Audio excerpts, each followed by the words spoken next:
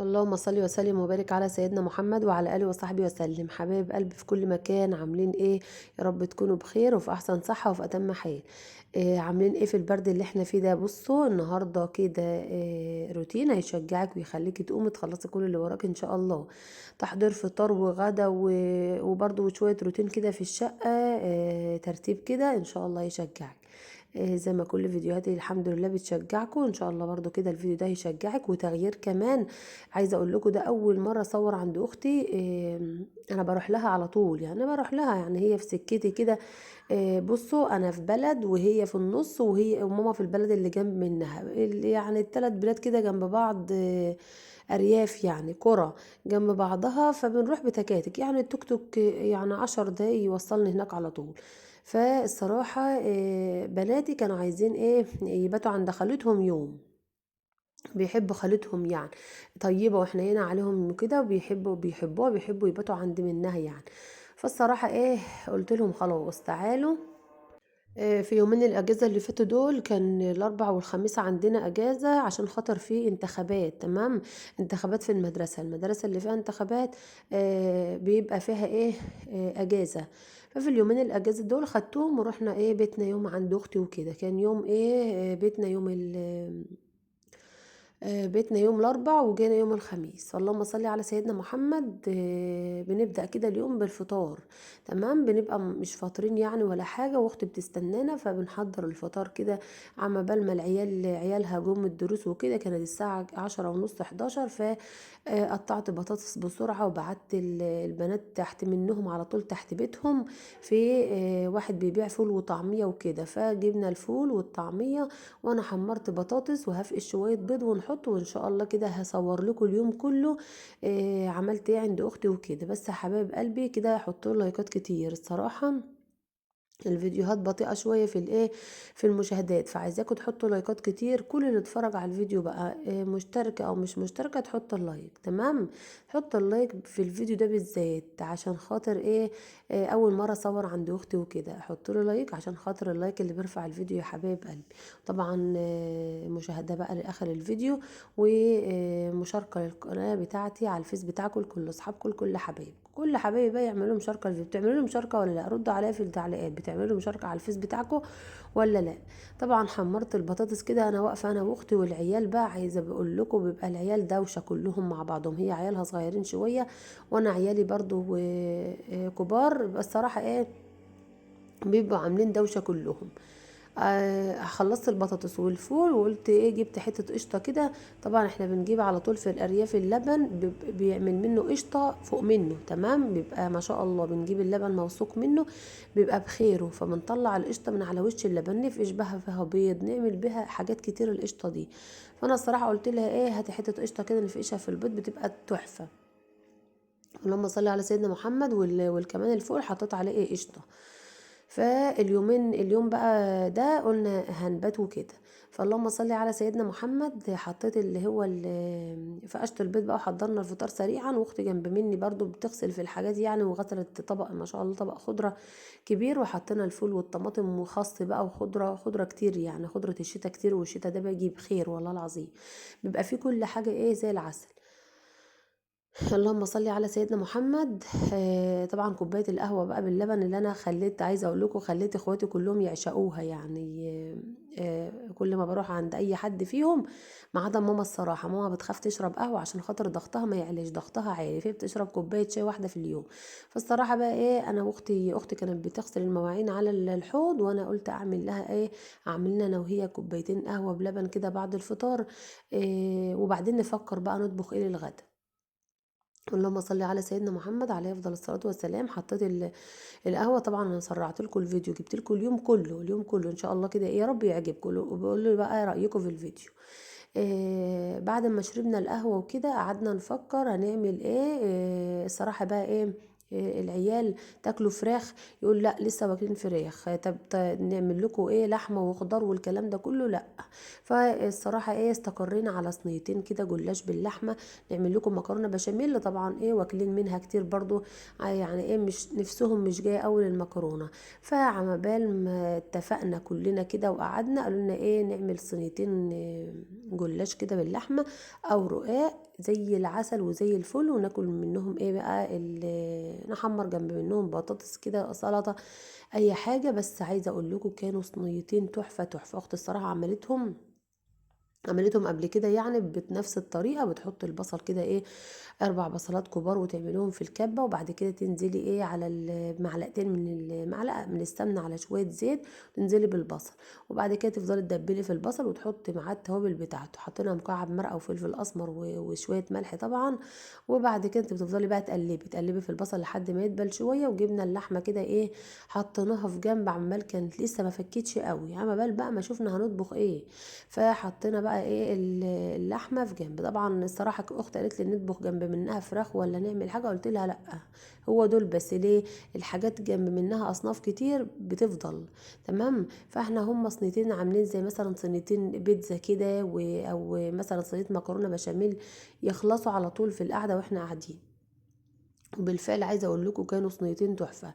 جبنا كده لفتين جلاش. عما بال مختي بقى ايه بتروق في المطبخ، لقيت العيال بصوا، عايزه اوريكم المنظر. العيال مبهدلين الدنيا خالص، كتب ولعب كل حاجه في ناحيه. عايزه اقول لكم اوضه الركنه برضو هي عندها كده جوه اوضه ركنه كانت برضو مبهدله. بس ايه عملت انا الصاله، والعيال بقى خليتهم هم يلموا اوضه الركنه كلها. ما شاء الله شقه اختي ما شاء الله ايه واسعه وحلوه. فحطينا هنا ايه الطماطم مع البصل مع اللحمه، وقعدت تقلب يعني. وبعد كده وطت خالص، وطي النار وغطينا. وجهزنا بقى الحاجه بقى بداية الجلاش واللبن والكلام ده كله وخلاص. وعرفنا طبختنا ايه. هنروق بقى الجو. عايزه اقول لكم العصر كان مأذن اليوم، ما عادش في بركه خالص يا حبايب قلبي والله العظيم.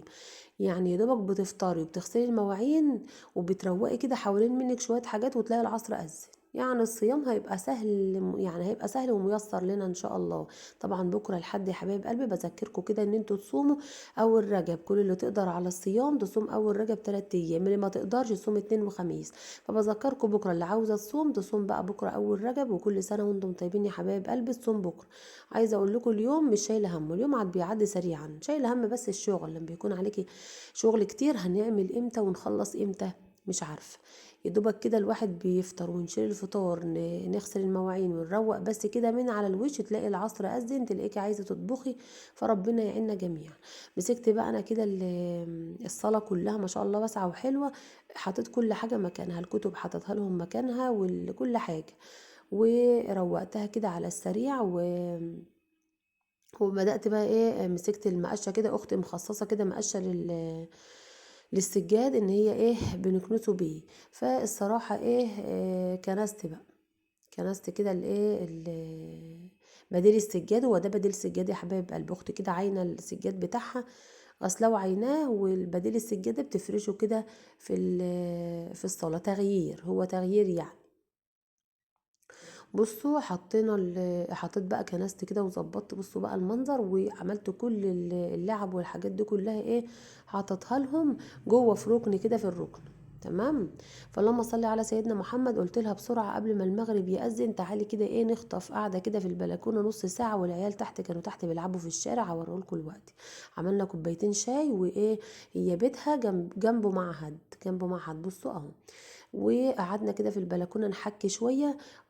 عم بال ما العيال ايه بدل كده كده هبات. قلت لها نبقى نطبخ بقى او نرص صينيتين الجلاش قرب المغرب، بس نقعد شويه كده في البلكونه. اهم حاجه عندي نشرب كوبايتين شاي كده. وجبنا كيسين كاراتيه وقعدنا كده في البلكونه ايه نحكي بقى. تمام. المغرب أذن، صلينا المغرب ودخلنا بقى براحتنا بدل بيتين. لو ما كناش هنبات كنا هنعمل بسرعة كده ايه, الصراحة اللي خلانا بات كمان ان اليوم قصير، مش هقدر اقعد كتير فاهمين. فعايزين نقعد بالليل يعني ونتكلم ونحكي ونضحك. عايزه اقول لكم كانت ليله زي العسل والله العظيم يا حبايب قلبي. فاللهم صل على سيدنا محمد. عايزاكم يا حبايب قلبي تحطوا اللايك، اللي نسيت تحط اللايك تتفضلي تحط اللايك الوقت. تمام. قبل ما تنسي. وكمان ايه تاني، مشاركة للفيديو على الفيس بتاعكم لكل اصحابكم لكل حبايبكم، واشتراك بقى في القناة. كل اللي لسه ما اشتركتش في القناة مستنيه اشتركي في القناة كده وكبري بخاطري.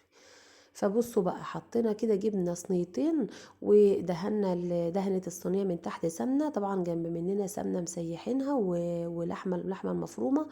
ولفة الجلاش بين كل رق ورق بقى بندهن كده بس بالفرشة كده. لازم الجلاش بتاعك يطلع مورق وحلو او رقاق، لازم أن تحطي له بين كل رق ورق ايه سمنه كده عشان خاطر يطلع حلو. طبعا اختي كانت بترص الورق اللي هو ترصي بقى الورق المتقطع تحت، وتخلي ورقتين كبار كده حلوين مش متقطعين على الوش. فاللهم صل على سيدنا محمد، حطينا نص لفه الجلاش تحت، وبين كل رق ورق برضو سمنه، وحطينا اللحمه المفرومه في النص.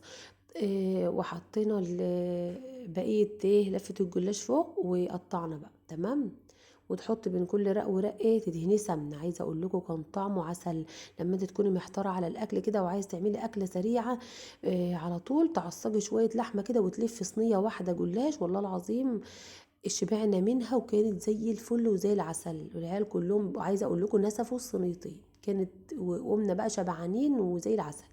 طبعا ايه بتقطعي الصينيه كده مربعات قبل ما نسقيها بقى، قبل ما ندخلها الفرن. طبعا عملنا صينيتين بنفس الطريقه اهم. بصوا، تجيبي بقى لبن مجين كده كبار، وتحطي على تشربي بقى الجلاش كله باللبن. تمام اهو. حطينا على كل صينية مجين من اللبن. عايزة اقول لكم كان نافش كده، وبصوا عايز عسل، كان طعمه زي العسل اهو. اللهم صل على سيدنا محمد. حطينا بقى الايه الصينيتين، جبنا بقى موتزاريلا وتحطيه على الوش بقى. ده الجديد الصراحة. اختي قالت لي ايه انا عملته كده قبل كده يعني، وكان عاجب العيال. عايزة اقول لكم كان احلى من البيتزا كمان.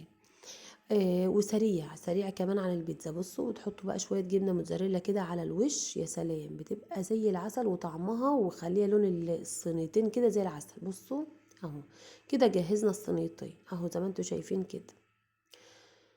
اهم بعد ما دخلوا الفرن طبعا بتسويهم، اختي الصراحه اللي سوتهم اهم. بصوا زي العسل. كانوا صينيتين بقى، هي متقطعة فقطعنا بس وحطينا على الأطباق، حطينا للصينيتين جنب مننا. كل شوية بنقعد بقى ايه اللي عاوز بنحط له في الأطباق بتاعتهم زي ما انتوا شايفين كده. كان ده العشاء بتاعنا. اللهم صل على سيدنا محمد. العيال بقى ايه، طلعنا انا واختي كده الاكل ودخلنا المطبخ، هي بتروق في المطبخ وانا قلت اما اغسل شويه المواعين. والعيال بره بيلعبوا كلهم، بيلعبوا كلهم عاملين ملعب بره الصراحه. بصوا جبت انا كده الايه المواعين عشان اغسلها يعني كلها بقى. شغلت كده الميه السخنه. طبعا الحاجات اللي زي دي بقى، عايزه اقول لك الشتا دخل عليكي عشان تنجزي في غسيل المواعين، تشغلي السخان وتغسلي المواعين بميه سخنه بميه سخنه. فاللهم صل على سيدنا محمد عليه افضل الصلاه والسلام. صلوا على النبي يا حبايب قلبي. وكمان يا رب انصر اهل غزه واهل فلسطين نصرا عزيزا يتعجب له اهل السماوات واهل الارض يا رب. وانصر اخواتنا المسلمين المستضعفين في كل مكان، اللهم امين. وانصر اخواتنا في السودان، اللهم امين يا رب العالمين. فمسكت بقى الايه المواعين كده عشان اغسلها. يا رب كده الفيديو ان شاء الله كده يعجبكم، ويخليكم تنشطوا وتشجعوا وتقوموا تخلصوا كل وراكم. عايزه اقول لكم كنت عايزه انزله امبارح، ولكن مش عارفه اللي بيجرالي، العيشه بتأذن يعني ايه، بحس ان انا عايزه انام والله العظيم. بصوا بتدفى بقى وتحسوا ان انا ايه خلاص هنام. فكنت عايزه انزله بالليل، يعني كنت بمنتجه بالليل وعايزه انزله بالليل، ولكن ما حصلش نصيب يعني. فاللهم صل على سيدنا محمد عليه افضل الصلاه والسلام. مسكت بقى الايه المواعين كلها غسيل وكده. وكانوا بقى ايه بنتي الكبيره طلبت من اختي يعني تعمل لها كيك وكده. تمام. فاختي بقى ايه واقفه جنب مني في المطبخ بتعمل كيك، طبعا كلوها في السهره الصراحه. اللهم صل على سيدنا محمد. مسكت بقى كل المواعين كده غسلتها وظبطتها بميه سخنه، عشان خاطر الميه سخنه بتسعف معاكي خصوصا لو بتغسلي بالليل، بتسعف معاكي كده في ايه، في بتشيل الدهون. لو الغسيل المواعين بتاعتك بتبقى مليانه دهون، شغلي الميه السخنه على طول. بتبقى حلوة، بتغسل المواعين على طول وبتودي الدهون، ولكن برضو في اثار سلبية لها، ان هي بصوا بتخلي الايد خشنة شوية. يعني بصوا، اصل هو في البرد ده هتغسلي مواعين، يعني هتغسلي المواعين هتروحي فين من غسيل المواعين؟ فربنا يعيننا جميعا. عندي اللي هو الكريمات المرطبة دي ما بحتاجهاش خالص في الصيف، بحتاجها بقى في الشتاء. اول ما الشتاء يدخل بقى بحس ان ايدي بقى بقت ايه خشنة كده من غسيل المواعين، فلازم احط الكريم المرطب ده قبل ما انام على طول، عشان خاطر طول النهار بقى بنغسل مواعين بنغسل هدوم، بنكنس المكان يعني وكده، ننفض من التراب ومش عارف ايه. بتحسي ايه لازم برضو نحط كريمات مرطبة على الايد عشان خاطر الصابون والكلام ده كله كله بيبقى مش لطيف. خلصت انا بقى غسيل المواعين وغسلت الحوض وظبطت كده، واختي كانت عملت عجينة الكيكة هنحطها قدام منكم دلوقتي. طبعا احنا حطيناها في الصينية، كان بعد العشاء بعشاء، عايزة اقول لكم كانت الساعة حوالي 9 كده. شغلنا بقى الفرن كده وظبطنا، خلينا الشقة تتدفى بقى. بنتي الكبيرة طلبت من خالتها ان هي تعمل لها ايه، كيكة بالشوكولاتة.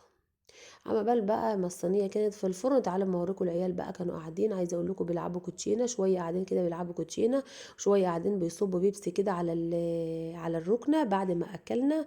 وانا واختي طبعا في المطبخ بنعمل ايه، بنعمل في الكيكه، وشويه قاعدين جوه بقى الصغيرين اللي خالص جايبين اللعب اللي انا لميتها الصبح كلها في اوضه الركنه، مبهدلين الدنيا بيها يعني. عايزه اقول لكم روقنا كذا مره ولمينا اللعب كذا مره، ربنا يخليهم يا رب ويحفظهم ويبارك فيهم.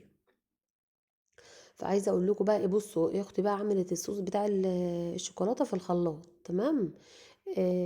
وحطينا كده على على الكيكه. عايزه اقول لكم بيبقى طعمها زي العسل الصراحه. ما جبناش مقادير ولا اي حاجه، سامحوني، لان ايه اختي كانت بتدخل كده المطبخ وانا مش عارفه بعمل ايه، فما كنتش وراها بالكاميرا وكده، فاللي لحقته صورته الصراحه.